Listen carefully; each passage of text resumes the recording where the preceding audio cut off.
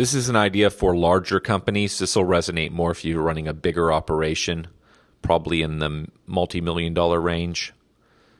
But it doesn't have to be an exercise for someone that's running a multi-million dollar company. You could absolutely find value in this at $750,000 and above. So I've historically been fairly negative on things like mission statements and organization charts and employee handbooks and on it and titles, and I won't even go into why. However, I'm coming around to some of these items, not all of it, but some of them in a different version. And something that I've been working on more recently is a functional organizational chart. And so this is a scenario where you basically go through and you think about all of the roles in the company that you have now and what you'll need in the next couple years, imagining where you're going. So it's based on your plan. So if you're at $1 million and you're going to 2, okay, what roles will that create inside your company? And you lay all of these out, for sales and marketing, for finance, for the leader of the company, sort of the CEO role, for the operations side of the company, for the COO, for HR, things of that sort. You lay it out.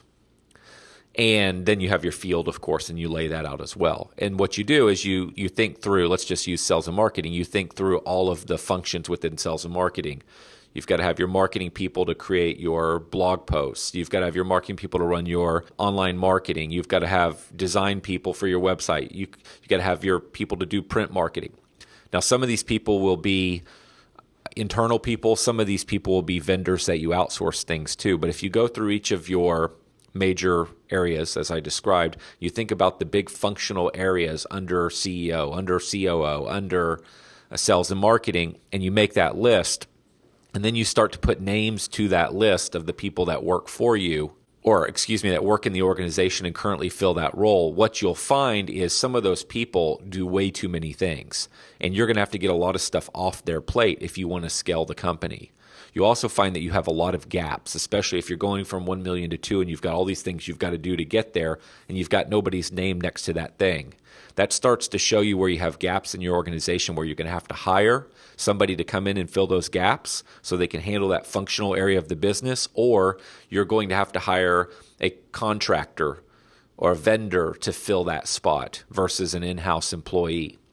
And so I have a different view of the organizational chart now. I spent a lot of time in the very beginning of CityTurf creating an operational chart and writing out the roles and responsibilities of each function, only to find I wasted a lot of work on that not to really use it. And I think that what I've just described is way more usable. What it does is it highlights in your mind where you have people doing too many things, and it highlights in your mind where you have holes and gaps that you have to fill in. And then based on your plan that you've made of where you want to go in the next year, 2, 3 years, you can figure out who you're going to have to hire to fill these slots, and you can back into your plan and figure out when you're going to need them. So if you know that to go from 1 to 2 million, you've got to start doing pay-per-click advertising. I'm going to stick with my sales and marketing idea here for a moment. You know that you need somebody to go strike strategic relationships with companies in your marketplace.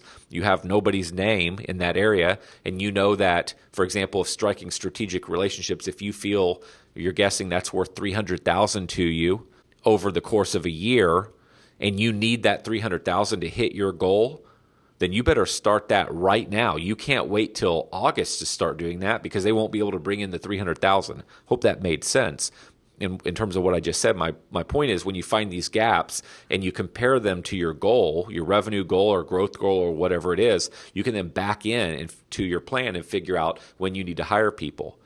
And it also can show you where you're unrealistic. If you make a plan to go from 1 million to 2 million and you back into that plan, say, I've got to hire, 9 people right now, and that's going to cost me $514,000 in labor and expense and burden and all of that.